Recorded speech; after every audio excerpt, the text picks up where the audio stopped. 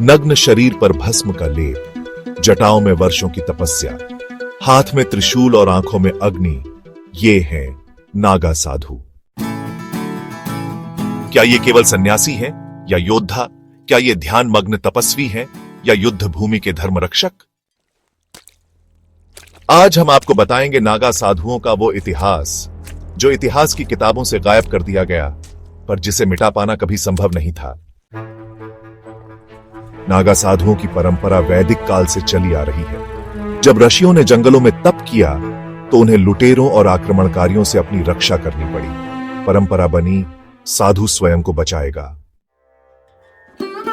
8वीं शताब्दी में जब भारत पर बाहरी हमलों का दौर शुरू हुआ, तब जगत गुरु आदि शंकराचार्य ने एक अद्भुत संकल्प लिया। उन्होंने स्थापित किए अखाड़े, ऐसे केंद्र जहां साधना के साथ साथ शस्त्र विद्या सिखाई जाती थी। यहीं से जन्म हुआ नागा साधुओं का। नागा यानी नाग की तरह वीर, निडर, निर्वस्त्र, निर्भय। नागा साधु इतिहास में कई युद्धों में कूद पड़े, कभी अपने धर्म की रक्षा के लिए तो कभी मंदिरों और श्रद्धालुओं को बचाने के लिए। 1760 अहमद शाह अब्दाली की सेना हरिद्वार की ओर बढ़ी, लेकिन रास्ते में नागा साधुओं ने सेना को घेर लिया और जो हुआ वो अब्दाली की आखिरी लूट बन गई।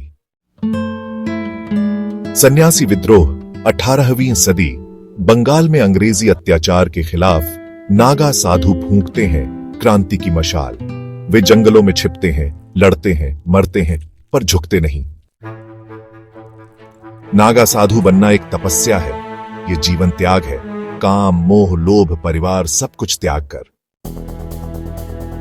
पहले आता है ब्रह्मचर्य, 12 वर्षों तक संयम, सेवा और साधना।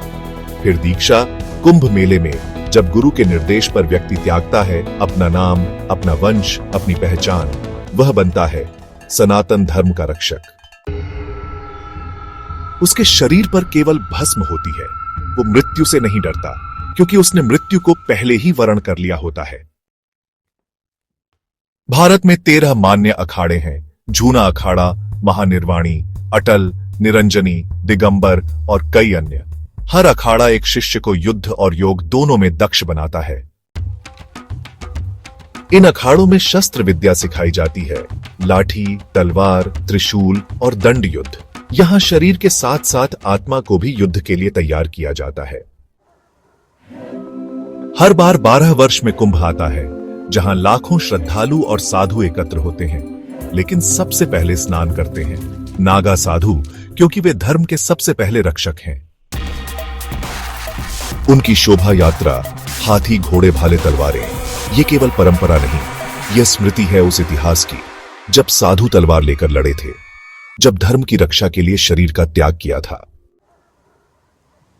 आज के नागा साधु जंगलों और अखाड़ों में साधना करते हैं, पर जब धर्म संकट में आता है तो वही साधु जो निर्वस्त्र है दुनिया के सबसे ताकतवर योद्धा बन जाते हैं। वे हमें सिखाते हैं कि धर्म केवल किताबों और भाषणों में नहीं, वो जीने के तरीके में है, त्याग में है, बलिदान में है और साहस में है।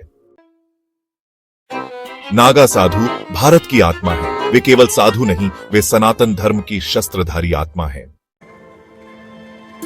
जब तक धर्म रहेगा, जब तक गंगा बहती रहेगी, जब तक कोई हर हर महादेव बोलेगा, नागा साधु जीवित रहेंगे।